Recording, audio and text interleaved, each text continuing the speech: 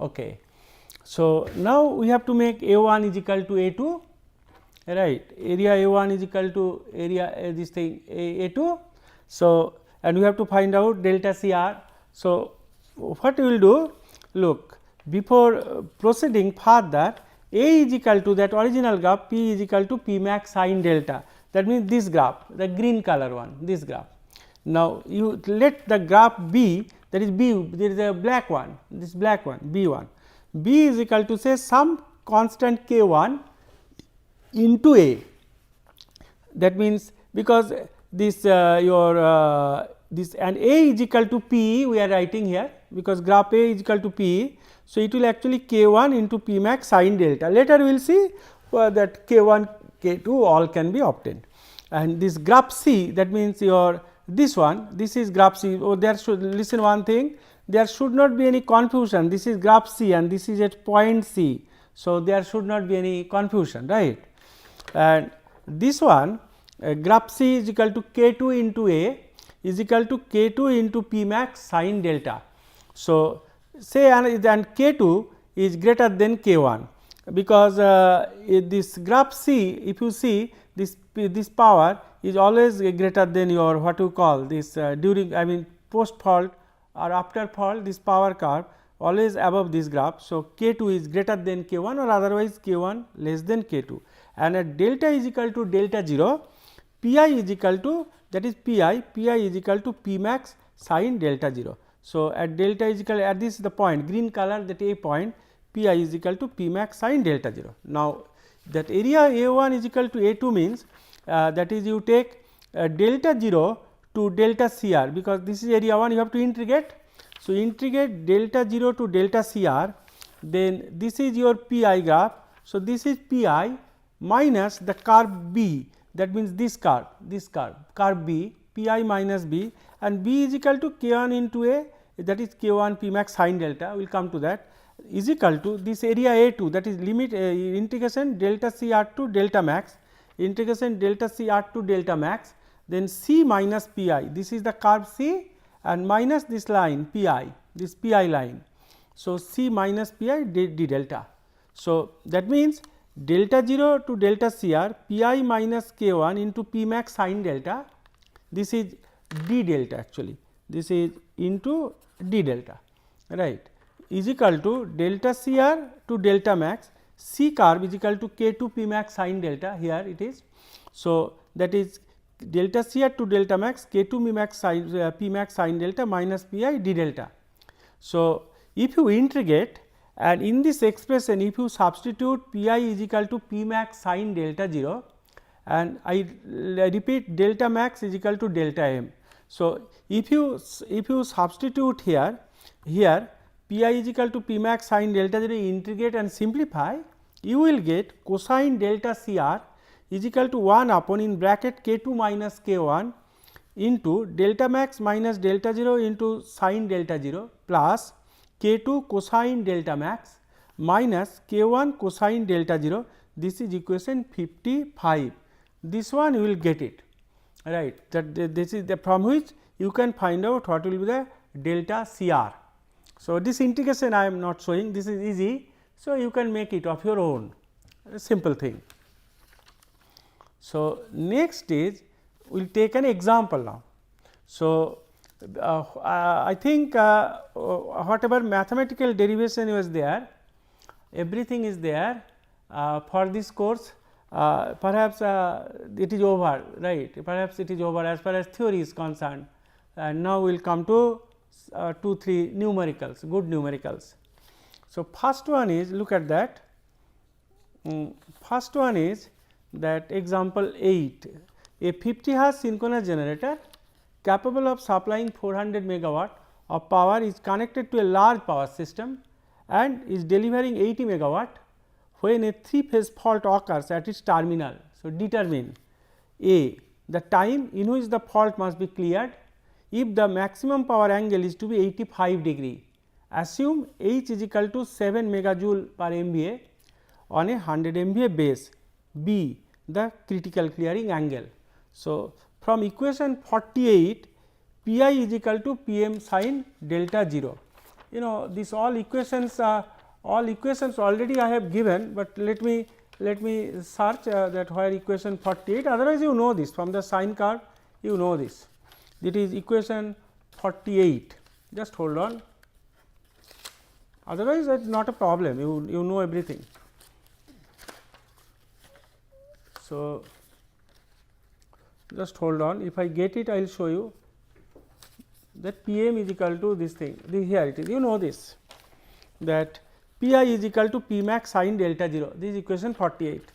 So, in that case it is 3 phase. So, P I will be 80 by 3 megawatt and P max will be 400 by 3 megawatt, and then sin delta 0 you can find out 80 by 3 divided by 400 by 3. So, you will get delta 0 is equal to 11.54 degree or 0.2 radian. Now, it is given that maximum power angle is to be 85 degree, this is given. So, if it is given, so that is delta 1 is equal to delta m is 85 degree, that is 1.48 radian. Therefore, from equation 49, that means this equation, this is your equation 49, that cosine delta c is equal to cosine delta 1 plus delta 1 minus delta 0, but delta 1 is equal to delta m is equal to 85 degree is equal to 1.48 radian. That means, you can write cosine delta c is equal to same formula I am rewriting here. So, everything put in radian. So, it is cosine 1.48 in bracket, it is delta 1 minus delta 0, this is also radian, 1.48 minus 0.2, then sine 0.2, these are all radian. That means, delta c you will get 1.22 radian, that is your delta c. And from equation 52, that your critical, your what you call that clearing time expression. So, this is your 51, just let me see if I find it, that is your 53 here. This is equation 52, the TC expression is given, this is equation 52, and from equation 52 TC is equal to same equation we are rewriting, and you put all the values, H value delta C minus delta 0 upon pi a pi. So, H is given 7, so 2 into 7, delta C we have computed, right.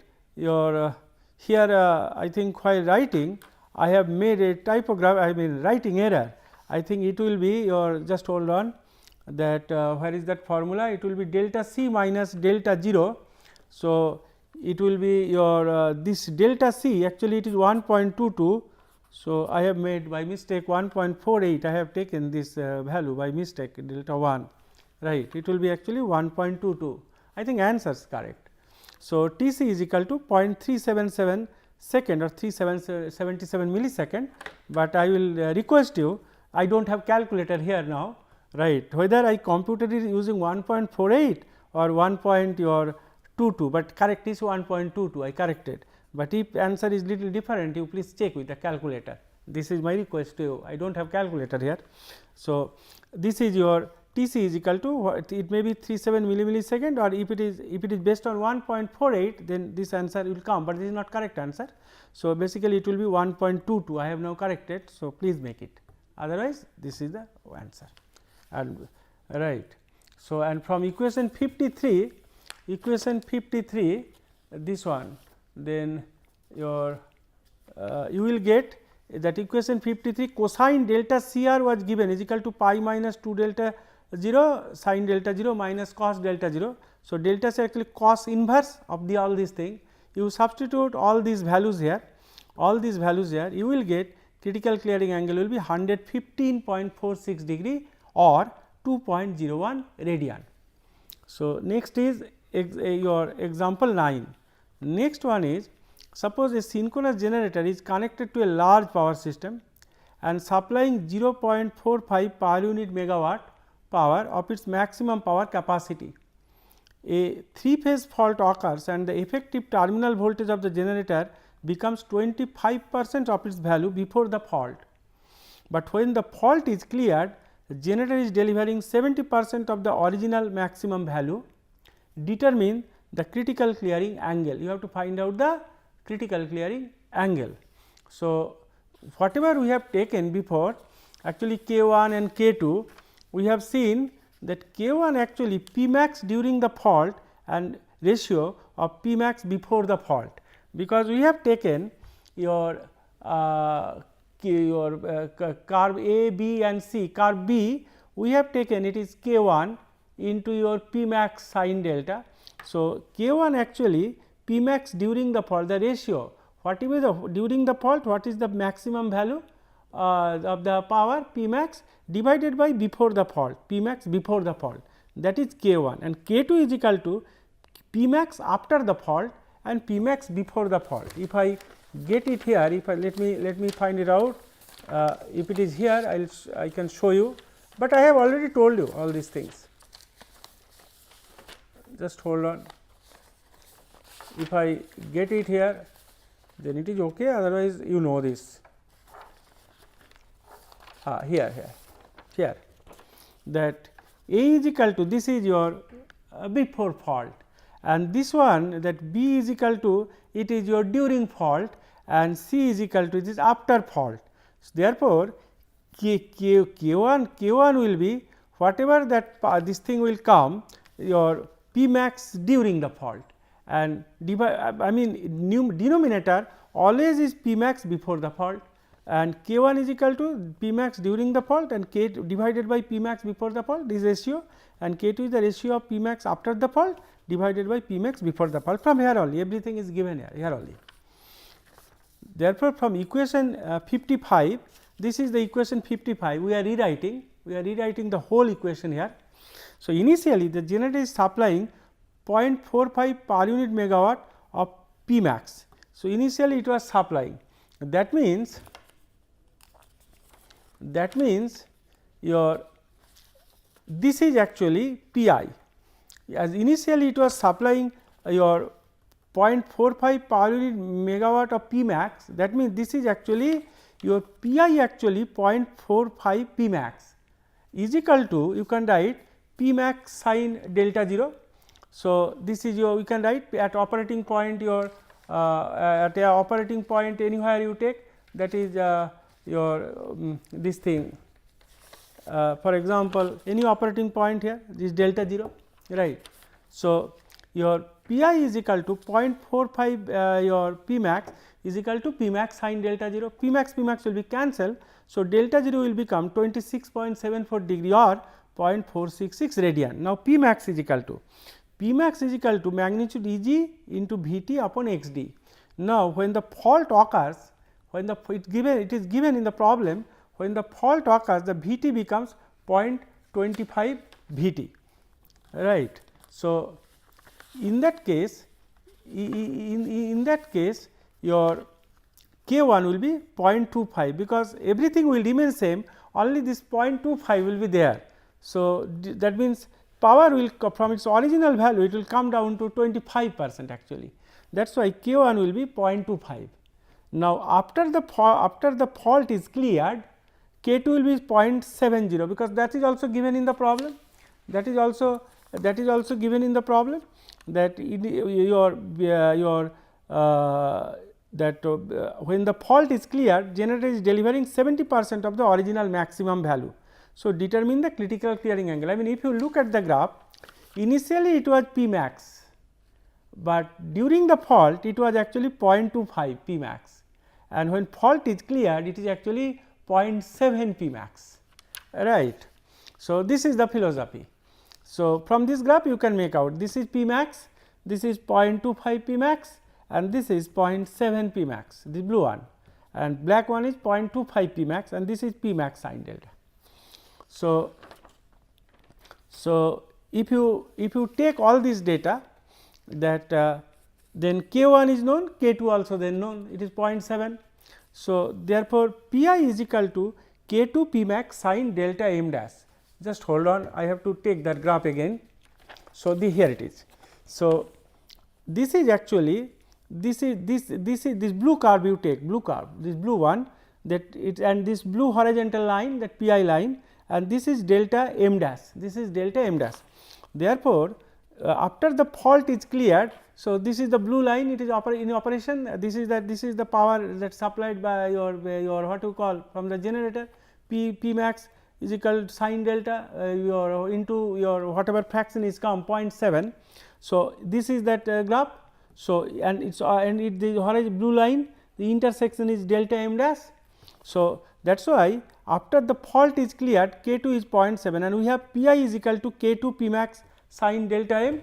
So, this is your graph C actually, this is your graph C, this is your graph C, and here it is C is equal to K2 a K2 P max sin delta, K2 is equal to 0.7. Then this one Pi is equal to K2 P max sin delta m dash. So, that means this point delta m dash means this point. So, in that case you compute what is your delta your m dash. So, Pi we can write sin delta m dash is equal to Pi upon K2 P max. So, Pi is your sin delta is equal to 0.45 P max divided by 0.7 P max. So, that is actually coming 0.45 by 0.7.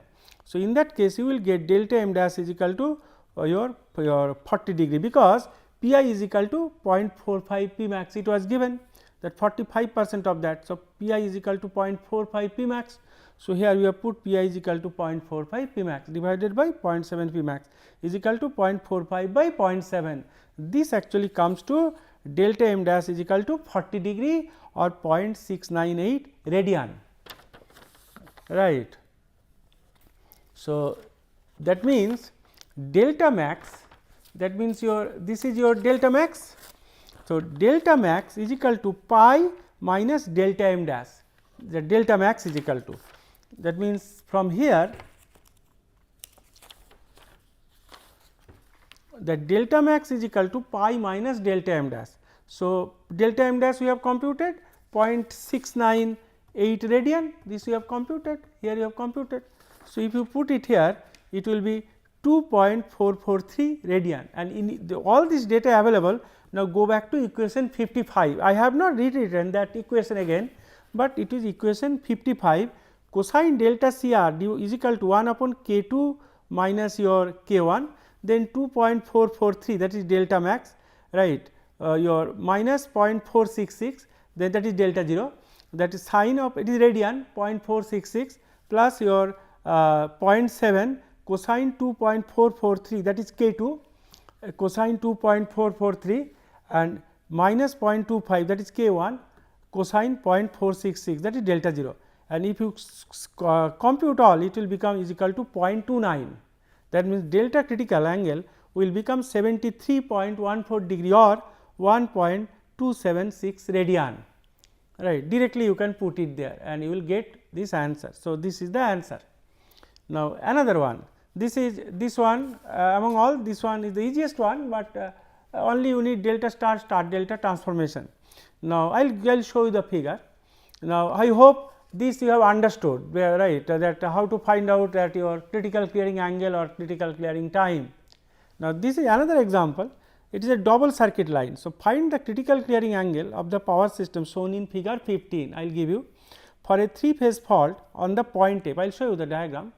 So, generator is supplying initially 1 per unit megawatt power, initially it was supplying 1 per unit megawatt power under pre-fault condition, that is before fault it was 1.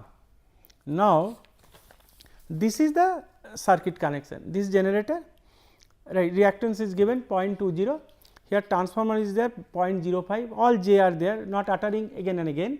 This is line reactance 0.38, again transformer 0.05, this is also 0.05, line 0.38, 0.05 and 0.20. So, before fault line impedance was reactance was 0.38, but fault has occurred, 3-phase fault in the middle of the line.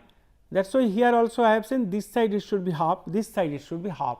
So, no confusion, total is in this line there is a fault and this side is j 0.19, this side is j 0.19, but total when there is no fault 0.38 and identical parameters, and this side voltage generator voltage is 1.20 per unit and this is infinite pass side. So, it is magnitude is 1 angle 0 per unit.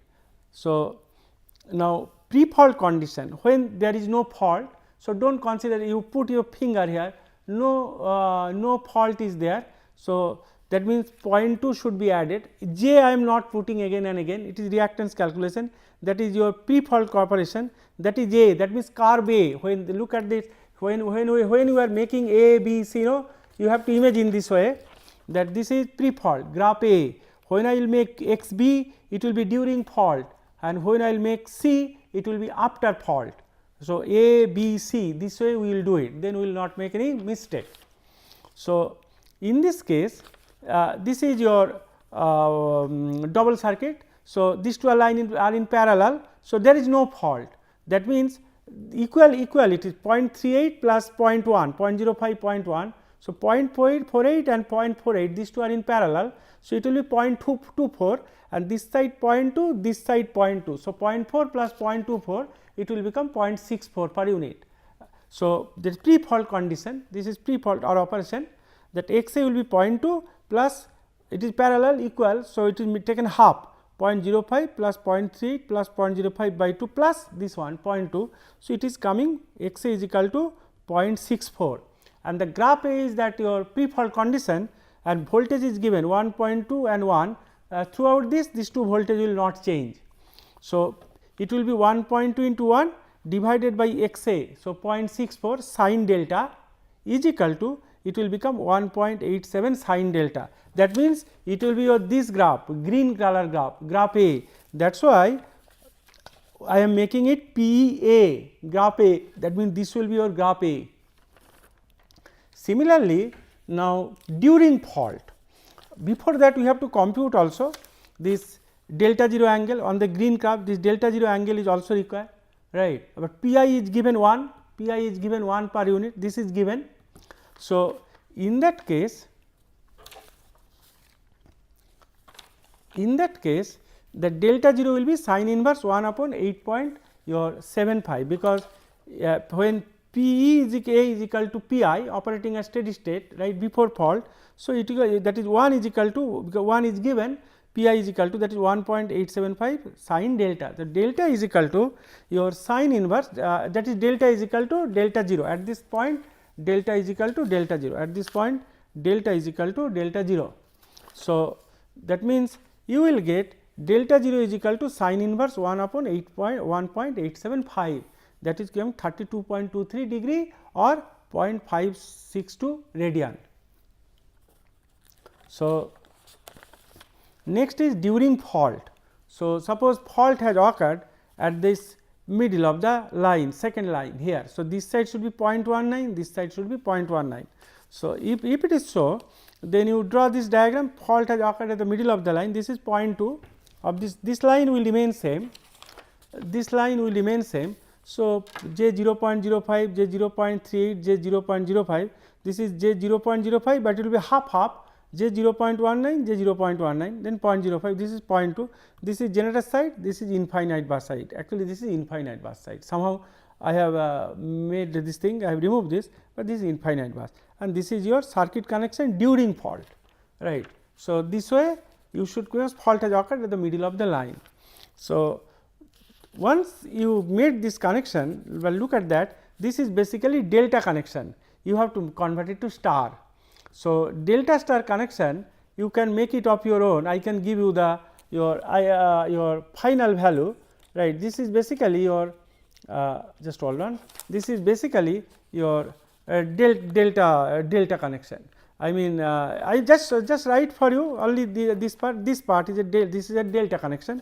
Suppose this is your fault, this is fault position, as this is your F, say I am just putting it like this. So, these two are there 0.05 and 0.19.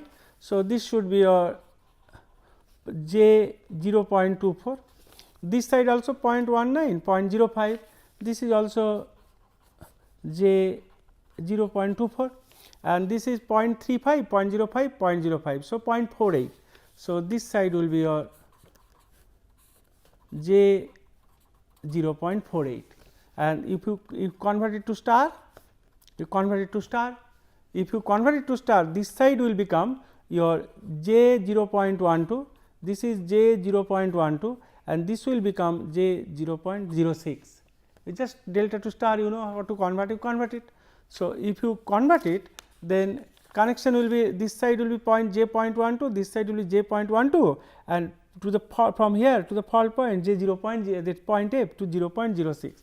So, that means this one it is by, and with that this side it was j 0.20, this side also j 0.20. So, that means these two will be in series.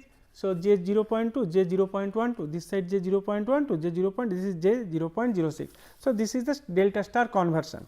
Now, if you make this one, this is now star connection, because this side will be 0.32, this side will be 0.32, and this will be and this one will be j 0.06. So, this is now star connection. This one again you have to convert it, star has to be converted to the delta.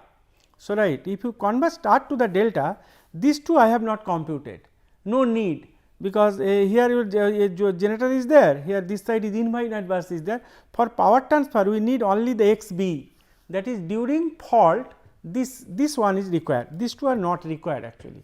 So, these two I have not computed. So, this is a star connection, I am showing you, but you will do it, I am showing you. So, this is your star connection, this is your star connection, this side will be j 0.32, this side I have made it for you, this side 0.0 and this is your j 0.06, and this is your converted to delta, these two side not required, only this one is required, right. So, if we convert star to delta only that side, that XB. So, if you convert, then it will become that 0.2, 0.12. So, 0.2 it is actually the formula is suppose R1, R2, R3, then R1, suppose we are star R1, R2, R3, suppose we want to convert it to delta, star to delta, it will be R1 plus R2 plus R1, R2 divided by R3. So, same way we have made it. Suppose for example, this is your this side is your x1. So, 0.2 plus 0.12, this side is, if you say this side is your x2.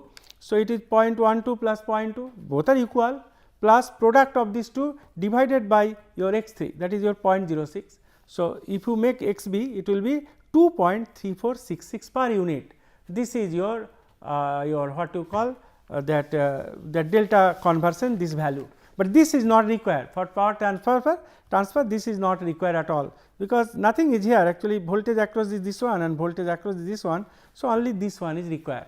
So, once it is done, then and this voltage 1.2 and 1 always remain same, that means your electrical power PEB, that is during fault, it will be 1.2 into 1 divided by 2, that is XB, 2.3466 sin delta. This will become 0.5113 sin delta, that means this graph, that means this graph will be 0.5113 sin delta during fault, this graph. And now, post fault condition, when the fault is cleared, when this fault is cleared, this line is isolated, only this line will be there, this fault is cleared, then you have to find out that what is the value of XC, because we have to find out PE for curve C. So, this line is isolated when the fault is clear. So, in this case fault line is open. So, this line is not there, it is open, right. So, this line is gone, only this line is there. So, in that case just you add all the reactances, this one and this one, just add, because this line is open, right. So, in that case that faulty line is open. So, Xc is equal to 0.2 plus 0.05 plus 0.38 plus 0.05 plus 0.2 is equal to 0.88 per unit. That means, for curve C, for this one, that is after fault, this curve for curve C. So, this is Xc and PEC is equal to 1.2 into 1.0 upon 0.88 sin delta is equal to 1.363 sin delta. That means, this graph, the graph C is 1.363 sin delta, right. With getting all these things, so all the three graphs we have got, I mean power delivered during your pre-fault, during fault and post fault, all we have got. Therefore, K1 will be we have told you that it will be P max during fault, that is 0.5113. This one, let me see, I have to search it. This is 0.5113 and this is we have got it that before fault 1.87 pre fault condition 1.875, that is 0.2727. K2 is equal to your when your after fault, that is your 1.363, just now we have got graph C 1.363, divided by that your pre-fault condition max 1.875. So, 0.727. Now, you have to compute delta m dash.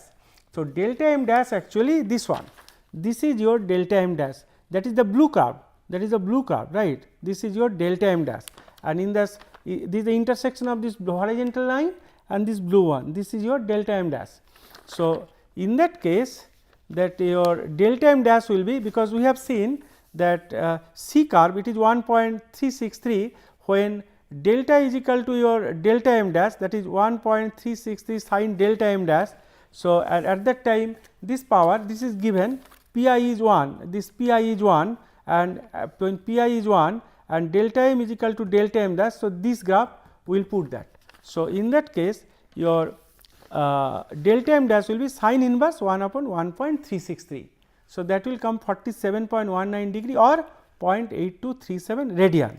Now, delta m is equal to delta max is equal to pi minus delta m dash, that means this one, delta max is equal to pi minus delta m dash, this one.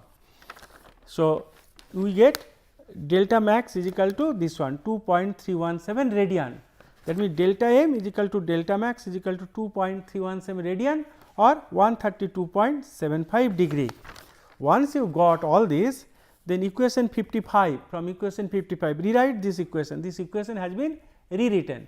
Now, put k 1 value, k 2 value, delta max value, delta 0 value, you will get the delta CR. Once you put it,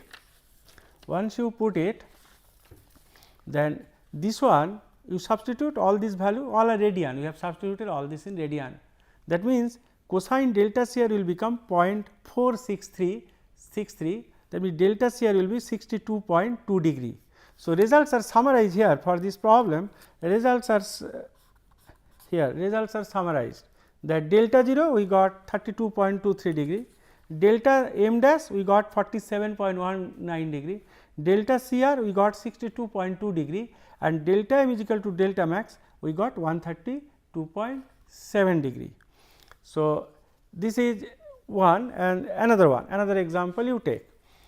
This is a short example, I mean small example. Suppose a synchronous motor is receiving 35% of the power that it is capable of receiving from an infinite bus. If the load is doubled, determine the maximum value of the load angle, right. So, it is said that it is it is given that synchronous motor receiving 35% of the power that is capable of receiving from infinite bus, but if the load is doubled, determine the maximum value of the load angle. So, from figure 7, if you go back, then I think I have figure 7 in front of me. This is my figure 7. So, it is P 0 is equal to P I 0 and this is P max sin delta. This is figure 7, from figure 7. So, P I 0 is equal to, it is given 35% of the power. So, P I 0 is equal to 0.3, P I 0 is equal to 0.35 P max, this is P max, this is P max. So, P I 0 is equal to 0.35 P max. Therefore, that is delta 0 is equal to sin inverse P I 0 upon P max, that is sin inverse 0.35 is equal to 0.357 radian, and now it has been doubled. So, P I will be equal to 2 into 0.35 P max, because it is given if the load is double now, right. So, determine the maximum value of the load angle. Now, it is double. So, it is P I is equal to 2 into 0.35 P max, that is 0.7 P max. Therefore, you have to compute delta 1, that is your delta 1. So, that is delta 1 is equal to sin inverse P I upon P max, that is sin inverse 0.7, it will become 0.775 radian. Now, in figure 7, delta 2 is the maximum load angle during the swinging of the rotor. So, in the this is figure 7 and this is the delta 2 is the maximum rotor angle, right.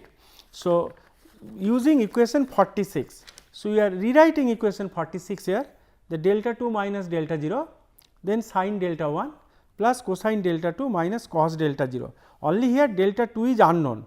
So, put all these value delta 2 your this thing sin delta 1, right. So, put all this value here. So, delta first I am writing this delta 2 minus delta 0 is 0.357, then sin delta 1 that is by your coming point say your 7, and then here it is given that delta 1 is equal to sin inverse 0.7, that means sin delta 1 is equal to 0.7. So, we are putting here sin delta 0.7, no confusion, plus cosine delta 2 unknown minus cos delta 0, delta 0 is equal to 0.357 radian. So, cosine 0.3 is equal to 0, that means delta 2 maximum we are getting 72 degree or 1.25 radian.